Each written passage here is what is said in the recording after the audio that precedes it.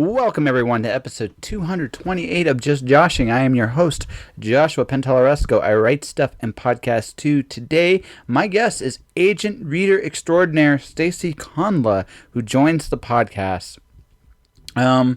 Stacey is an amazing story in her own right. I almost wish what we had talked about after the show was on there. She has overcome an awful lot to get to the place where she's at, and she's actually chasing her dreams as an agent. I cannot help but admire that. And honestly, it was a really cool conversation. I can't wait. As of right now, I have a short story that I've been working on. I'm on deadline hell pretty much from Tuesday onward for the next week and a half. I'm working on my Patreon page. I'm working on Alice Zero. I am working on just as many different things as I possibly can between now and the end of February because I want to get out there. So, funny thing, and I'm going to talk about this, I think, on my blog a little bit more. You can check out my blog. It's really easy to talk yourself a big game, but at some point you have to follow through. And that's kind of what I've been doing right now. I kind of feel like momentum's on my side, but I have to keep going. I have to keep doing. And a very common thing I find with a lot of people that do stuff, I kind of feel like I'm not doing enough. And so I'm pushing myself harder. It's kind of like a weird psychological thing because I've already done a lot of cool things this year already.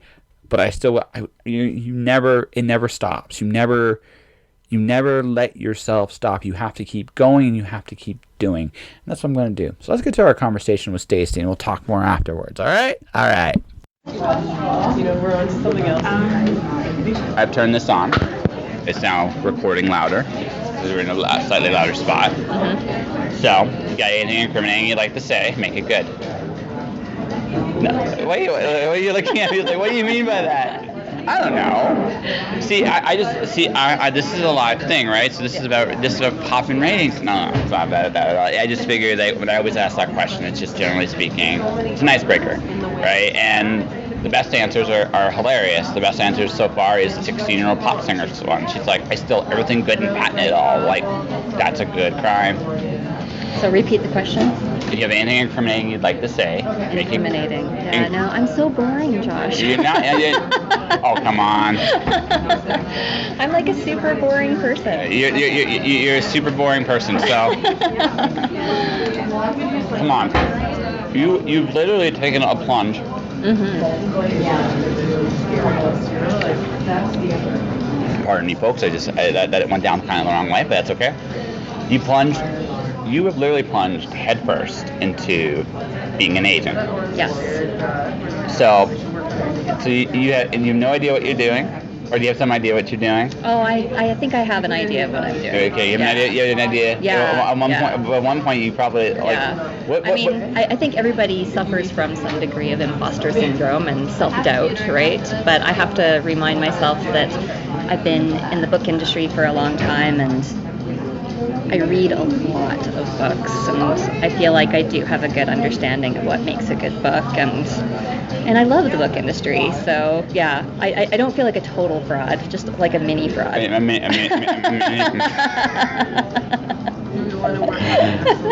So how's that boring? I mean, honestly, you found something you loved, and you're pursuing it. That's anything but boring. Most people don't have that kind of guts. Yeah, I know. So like what we were talking about before you turned your machine on, it was a near-death experience. It was a wake-up call. Yeah. That I should do something that I always wanted to do, right? So I'd been noodling around and toying with the idea of becoming an agent, but I kept holding myself back because I didn't really want to go back to school, and I was too old to start a new career, and all of those, excuses that you make for yourself, right? Oh, absolutely. So after the wake-up call, it was, what am I doing? What am I waiting for? I'm going to spend the money. I'm going to go to school. I'm going to learn new shit, and I'm going to do this. So. Yeah, and that's. So again, why is that boring? How is that boring? Right? So because, the biggest thing I've been doing this for a very long time apparently now, and one of the things I've noticed is like even though I've interviewed a lot of people that do pursue it, a lot of people don't. They let themselves be held back for whatever litany of excuses they have, right? It's convenient to hold yourself back because then you're not taking a risk. Yeah, that's right. No, it's true. It's so true. And no risk, no pain. But I mean, you don't get anything in this life worthwhile. Like the thing we were talking about it there, at my most painful moments in my life, I learned an awful lot about who I was.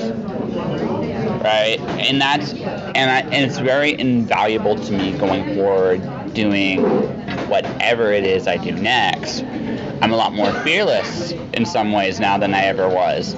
Maybe to my detriment sometimes. but I find in this life, really, you either go for broke or you don't. Mm-hmm. And there's nothing in between. I mean, a lot of people like to think there is. There really isn't. Yeah. Yeah. So let's see here. We gotta get more than one word answers out of you here. So let's go with something you are definitely for sure comfortable with, and we'll see if we can get you into those uncomfortable spots later. So when did you start reading, and what did you like to read? Oh, when did I start reading? Like as soon as I was able to read. I'm pretty sure I was reading independently before I started kindergarten. So it's just been a lifelong love of books. And I mean, throughout elementary school, I always gravitated towards the school libraries because my parents were a little bit cruel and they moved us around a lot when I was a kid. So I went to 6 different elementary schools. I can oddly relate to that. So when you're always the new kid and you don't have like those established friendships, the library and books become your friends, right? Definitely. So for me, when I was a kid, I started in Oshawa, Ontario, a public school called Glen Street Public School. I went to Park Hill, Ontario, Park Hill, West Williams Public School. London, Ontario, Victoria Public School, Nicholas Wilson Public School in London. This is all, by the way, in a 2-year period. Third year, I went to Northdale in Dorchester, which was a really good experience. Not Northdale, River Heights, which is the grade 1 through 4 school. And I went to grade 5, so I went to Northdale, which wasn't a good experience for me. Then I went to River Heights, and so in the course of my elementary school career, I went to 7 different schools. So it's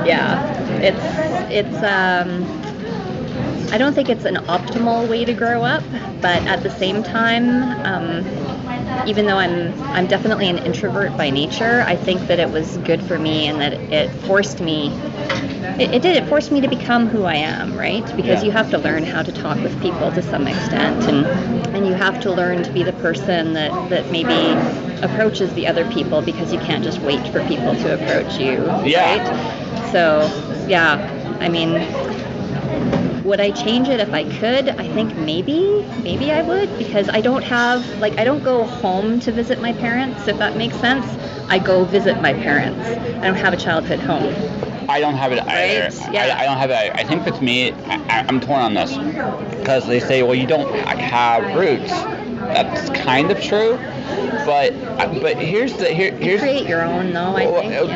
There's that, but I think also the fact is you learn like home, whatever that magical concept of home. It's where you are. No, that's where you live. I think home is actually. I see. For me, like there were even when moving around, there was always constants in my life. My family, a big thing. That's why I don't talk about it a ton, but family does mean an awful lot to me, because that was always my constant growing up. So I do kind of, when I go back and visit my folks, although I don't see Windsor, Ontario or Detroit as my home, I'm also kind of, it is my home at the same token, because the people that raised me are there, and they're a big part of that home. And I think personally what home as a concept is it's really about the people that are in your life. You know, the relationships you cultivate and develop and establish, like or the environment that you create for yourself. Absolutely. So the environment. So you're talking about this. Your environment is silence and books. Yeah, when I'm at home by myself, the house is quiet. I don't have the TV on. I don't have a stereo on. I prefer no noise. It's just quiet. I work in silence. I love it. Yeah, It's comfortable to me. Yeah. You meditate at all? It's an interesting question to ask, but I mean, there is a zen to silence. There's a very interesting zen to it. Yeah. Well, I mean, I did do some meditation when I was recovering, so because it's good for your brain. Like, it's science. It's actually really good for your brain. Mm-hmm. So, but I don't like plan meditation time during the day. More like if I can't sleep, then I'll try to meditate until I fall asleep. Sleep, the ultimate Zen meditation. Yeah. Okay, gotcha. Well, no, But it's just shutting off your brain and just focusing on, what are you hearing around you? What are you smelling? You're breathing in, you're breathing out. You're just existing in the moment. You try to shut down all the brain chatter, right? Oh, and so it's just an interesting tangent. It's like, I thought, because the other thing about silence, right? A lot of people are very uncomfortable in silence because all that's there is you. But there's nothing wrong with that, right? So yeah, I enjoy it. Yeah. But especially when I'm working, right? Because I'm in the story, whatever story I'm working on, whatever story I'm reading, I'm just like, I'm in there. What are you reading? The whole world disappears, right? Yeah. So what are you reading right now? Besides unpublished manuscripts, I'm actually almost finished reading a book called The Astonishing Color of After, and I've been raving about it to absolutely everybody because I think it's going to be my book of the year. It's just knocking my socks off. It's amazing. Like, amazing. So what's it about? So it is about a young girl who is half Chinese and half Caucasian, and her mother commits suicide. So it's like heavy. It's a heavy story. It is a YA book. Yep. But it has a magical realism element to it in that she thinks that her mother has actually turned into a bird. Okay, and so after her mother commits suicide and she thinks that she's turned into a bird, she ends up traveling to Taiwan to meet her matriarchal grandparents whom she's never met before, because there was a big falling out between the mother and her parents when she moved to America. So this young girl has never met her grandparents, but she goes to Taiwan to meet her grandparents, but also to find and capture the bird. Like the first part. And it's amazing. Like, it's just. I could see how that would end. It's melancholy. It's steeped in memory, Mm-hmm. and it is just a masterclass in imagery and evoking emotion. The writing is stellar. Yeah, okay. Sounds good. See? And again, I'm going back to the beginning, and you're boring because... Okay. But, Because I choose to live my life vicariously through books. That is better than what a lot of people do. Right? I mean, look, we live in a world where people vicariously live through celebrities, musicians, sports athletes, sports. We are in an era where escapism is a big, big thing because we look at the real world and we're not sure what to do with it anymore. It's not necessarily escapism, though, because you can also experience the world as it actually is through the lenses of other people. Absolutely. So it's not fully escapism. No, it's not fully escape. I'm not running away, I swear. Sometimes I love those escapist stories, because we all live in the real world, and, you have your days where you've had enough of the real world. Absolutely. Yeah. But I legitimately just had a Peter Pan image of you. It just was one of those weird little... I could just see it. You want to go and fly? Yes, I do. Exactly. Yes. But no, just when you get right down to it, right? The best thing about books and stories, and this I realize is doing the podcast, is we all write our stories. Whether we realize it or not, we do. No matter, even if it's an escapist, quote unquote, escapist story, usually if there's sorry, can you read that title of that book you mentioned there? The Astonishing Color of After. The Astonishing Color of After. It sounds like it's a book about dealing with grief. That's what it's about. That's what it sounds like, and I can believe it because it's just those bits of acceptance about what is real and what is magical. And sometimes, but it's also dealing with grief as a teenager, which Yeah. is completely different from dealing with grief as an adult. Oh, absolutely. Because you don't even know who you are yet as a teenager, right? yeah. So there's that element of discovering who you are and how that person is going to deal with the grief.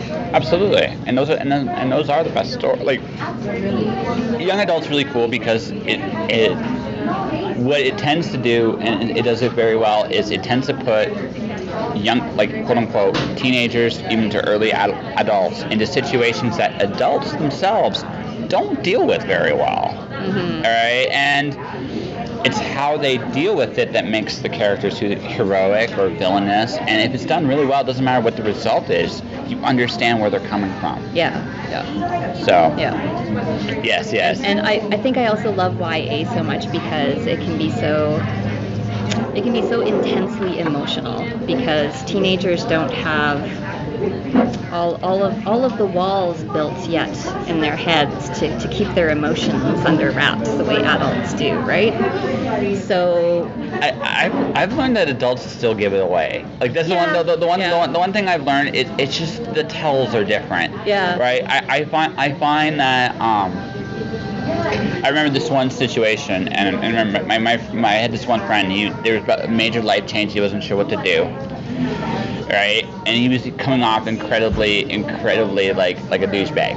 But I was looking, like, beneath all that layer. Like, he's toughing himself up. He was scared to death, and I could tell he was scared to death. I called him out on it right there and then, and he broke down because I saw right through him, and I acknowledged. It's okay to be afraid. It's okay to be scared, right? I find that adults, I think what I like about younger people, they don't bullshit themselves as much. Exactly. Right, they don't bullshit themselves, right? So they're very open and honest about how they approach the world. Now, sometimes you have to, again, you do things to protect yourself to some degree. Yeah. But on the same token, I think you have to be very careful with the filters you build yourself as an adult, because those filters do eventually alter those perceptions in ways you never fully realize. Yep. So, I mean, I think sometimes I think young adults are I think the thing about younger people is I think they tend to be more honest, at least initially, and then somewhere along the way, things happen and it's how we cope. That sounds like a psychology paper here, oddly enough. That's hilarious.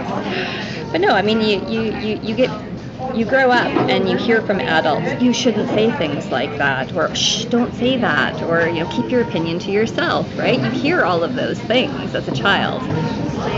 Sometimes. So you build those walls as you become an adult. Yes. Right? Yeah, I find as I get older, I don't like those walls so much. Yeah. They're not fun, and they don't always apply. I find actually, see, the other thing I really like is, like, really old people. They truly do not give a shit, and it's awesome. Right? It's a really, really fun. You got this ability where you recognize that you don't have a lot of time left. And you don't have time to be pretentious in any way, shape, or form anymore. You just don't have time anymore. I think there's a point you just recognize, like, I don't want to play games. Do you want to do this or don't you? Yes, cool. No, see ya. I'm doing it. What are you doing? I don't know. And like you said, and the best part is it's just. But teenagers also do put on an act. Yes, absolutely. Right? Absolutely. Because they have no clue who they are, and even if they do they want to admit it to everybody around them? Right? They don't have that self-confidence yet.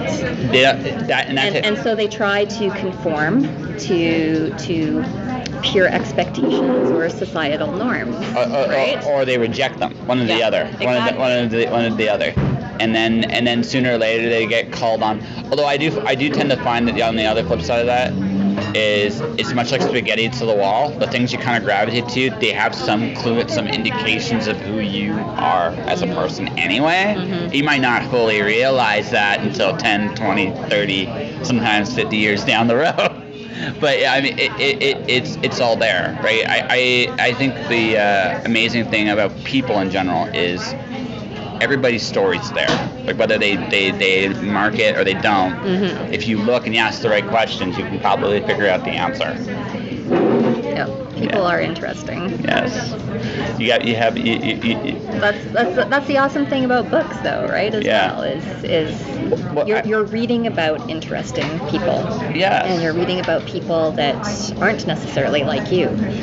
No. Right? And I think maybe in one sense finding a way to express who they are in a way that's because we all connect, we all look for stories of some kind. Yep. And so when I read a Spider Robinson story versus, say, we'll go with a Robert J. Sawyer story, right? Very different. Very, very different. Yep. But very genuinely both of them. Yep. Right? I get to know meeting Rob, getting to know Rob a little bit. When I read his books, I see them a little differently now because I know the guy behind that a little bit. Yeah. And when I got to talk to Spider, I talked to that guy, and I got to feel that guy, and out, and I read some of his books. Like, okay, I get it, right? Yeah. So we all, I mean, so it's all again, we all tell our own stories whether we admit them or not. So you got agents, you read, you write? I don't write. I used to write. I used to play around with writing, but I realized what I love about books is reading them.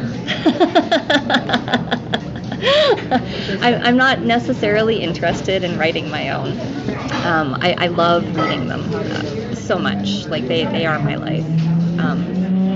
It's what I do. No, I just get such a kick out of inventive stories and seeing things differently than when I started reading the book, you know? Like when you have those authors that can share a completely different view of the world that you never thought of before. Yeah. Right? So I really, really enjoy it. I enjoy it for the educational value. I enjoy that no matter what I read, what genre I read, inevitably I walk away from that book knowing something I didn't know before. Okay. But I also get just pure raw entertainment value out of so many of them. They're fun, right? Like, you gotta have fun. Oh, no, absolutely. No, I writing them or reading them, you have to have fun with them. I mean, one of the things I've learned as I've gotten older, though, is when I'm not having fun with a book, not to finish the book. Yep. Life is too short. Way too short. Yep. And it doesn't mean a book's bad necessarily. It's just not. It's just not for you at this time. Yeah. I mean. Because that's interesting as well, right? You can put aside a book that wasn't doing it for you, and then pick it up 20 years later, and maybe it's the best thing you've ever read because you're a different person and you're bringing something different to that reading experience. Exactly. Well, yeah, you've grown, and the book now speaks, like, because now you're there. You understand that. Like, I wish like maybe at some point down the road, like, I remember reading Sacagawea. Big, long, mammoth book. Younger me probably should not have read that book, because younger me got to about age 600. Like, I'm really tired of Lewis and Clark. I'm really, really tired of Lewis and Clark. I'm really tired that she's with this abusive dick of a guy. Mm-hmm. The end of the book still was really fun, but that part, right? But now that I'm maybe older and wiser, hey, cool, Lewis and Clark, this is awesome, right? But you never. I feel the same way about Wuthering Heights. I was forced to read Wuthering Heights in high school. I never had to, thank God. Thought it was the most dismal, boring, ridiculous book I'd ever read in my life. Yes. And then I revisited it in my mid-30s and thought it was completely amazing and one of the best books about a dysfunctional family I've ever read. It's definitely not a romance. Is it a comedy or a tragedy? No, it's a tragedy. Yeah, it's dark, but it was fantastic. Yeah, because just the way you laugh, there's a certain dark. There's a dark humor to it. I gravitate towards that kind of thing. Okay. How about graphic novels? You into those? I love graphic novels. What grabs your fancy in that genre?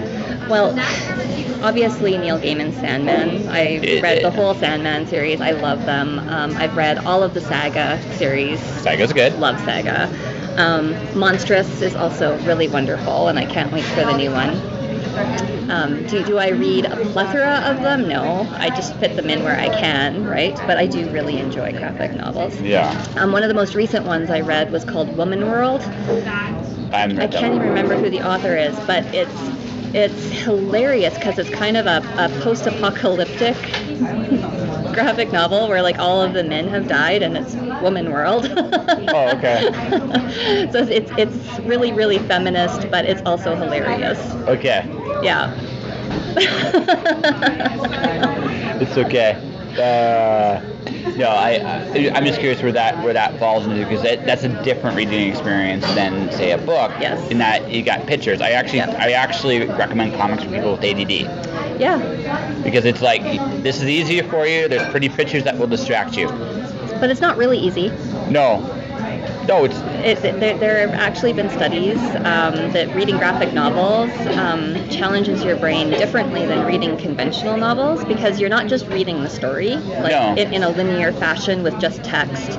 You're reading the text, you're looking at the pictures, and you're putting those two elements together to create the full story. Yep, and it's also what you imagine is different too. What you're imagining in comics is motion. Yeah. Good comics have the illusion of motion. That's why they make such good. But all of the story is not told with just the text. No, it's not. And all of the story is not told with just the pictures. You have to be able to put them together and interpret the meaning, right? Absolutely. No, absolutely. And sometimes, again, images just haunt you. Yeah. Right. The reason superhero stuff, yay, nay. I like superheroes. I especially like superhero movies. It's pure escapism and fun. I love it. Yes. Yeah. It's just men and women in tights saving the world. Absolutely. Yeah, absolutely. Yeah, let's see. Let's think this through. So, you went for it as an agent. Mm-hmm. What have you learned so far? I guess the one thing, I haven't necessarily learned it because I think I knew it all along, but it's been reinforced, is the fact that the publishing industry as a whole is very, very subjective. Mm-hmm. And there's no magic formula for what's going to sell as the next most amazing book ever. No. There's no formula, right? It's subjective on behalf of the agents wanting to represent books that they really fall in love with and feel they can sell. It's subjective on behalf of the acquisitions editors who are responsible for acquiring new titles for their publishing houses, but they're only going to throw their weight behind work they think they can back up and support. But it's also subjective when it comes to the publishing houses themselves, because at the end of the day, it's a business and they want to make money. So they can't just publish anything, right? No. Like they have to look at what's already selling and make decisions based on that. So it's kind of one of those, I don't know, this seems to be working, let's keep going with this. Exactly. So you just have no clue, right? You just have no clue. Yeah. You can make educated guesses, but I think at the end of the day, writers should write what they love to write. They should tell the stories that they want to tell, and hopefully an agent will fall in love with it enough to want to represent it. And when they pitch it, hopefully an acquisitions editor will fall in love with it enough to make an offer on it. So I'm gonna ask this from an agent's point of view. What do you think of the way, especially in this city, the self-publishing aspect of things has gone and evolved? Yeah, I actually have nothing bad to say about self-publishing or indie publishing at all. No. I think that I look at self-publishing and traditional publishing exactly the same way I look at ebooks and print books. Okay. There's room for both. Absolutely. And they are for different kinds of people, and they suit different needs, but they share telling stories. Yeah, absolutely. Right? Absolutely. So yeah, I think that there are probably a lot of just insanely talented authors out there that for whatever reason just can't get a traditional publishing contract, and it doesn't mean that their book is bad. They can have wonderful, wonderful books. So if self-publishing is the route they end up taking with that book to get it out there, go for it. Do it. Good. no. It's fair. It's fair. Because you're in an interesting, like, your job is interesting because I'm not, again. I didn't expect to hate it. It's weird because you're going to a traditional marketplace that, from the outside looking in, is evolving constantly as to what's being in and out. Oh, for sure. And the self-publishing movement is also evolving in and out, and I almost feel like there's almost a parallel there. So it's interesting to kind of try to be into there. It's like, I'm trying to go here. Yeah. Right. All the time. So I thought it'd be an interesting one to go with you. Let's see. So, you got anything exciting coming up at this point? And don't say it's boring.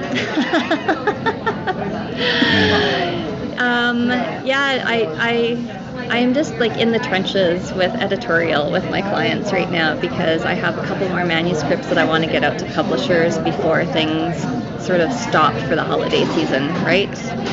So this is like crunch month for me, really. And then we get to pick up fresh in the new year. But I mean, I have 14 or 15 incredible, wonderful clients with all very interesting, awesome work, and it's exciting. Yeah. Yeah. I mean, that's the only bad thing, actually, about being an agent is I've read all of these really wonderful books, and I can't say anything about them. These books are amazing with tears in your eyes. What they're about, I can't say. I can't tell people how wonderful they are, right? But also except for acquisitions editors. I can rave to them about how wonderful it is. And they're like, we know, shut up. Right? But, I mean, it's not 15 clients. You've gotten to a good start. I think so, yeah. But it's helped that I was able to let go of working full time. It's helped that I have a wonderful boyfriend who is encouraging me to pursue this, and he's promised me that I won't go hungry or end up homeless. So. Even so, I mean, it takes guts to take a chance. It really, really does. I hope you succeed. I hope you do incredibly well with what you're doing, where you want to go, and you find your niche in the industry. Thank you. Yeah. I think it's awesome stuff. Yeah, I think we have an interview. Do you think we have an interview? Yeah, I know you're shrugging your shoulders. That's what I guess. Maybe, kind of, sort of. It's fun. Yeah. Yeah. So, all right. So, what we'll do is, plug your agency, right? And how can people find you? And if this will be probably airing in January. Okay. So when your next manuscript stuff is open, if at all. Yeah. Okay. So I'm with the Rights Factory, which is based out of Toronto, and I'm really, really happy to have joined their team. They're wonderful people. Sam Hyatt is awesome. He's been coaching me and mentoring me, and he's completely fabulous. I closed for submissions for a few months so I could catch up on things because my email box exploded. Of course it did. Right? Like, it was insane. But I am catching up, and I am planning on opening for submissions again later this month, actually. So by January, I'll still be open for submissions. Okay, Yeah. Good luck. Thank you. And how can people find you? www.therightsfactory.com. All right. Yeah. And that was my conversation with Stacey Kondla. She represents the Rights Factory. Rights Factory is an agency that is looking for authors all the time.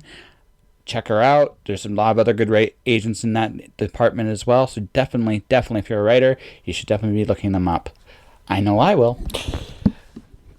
And that will just about do it.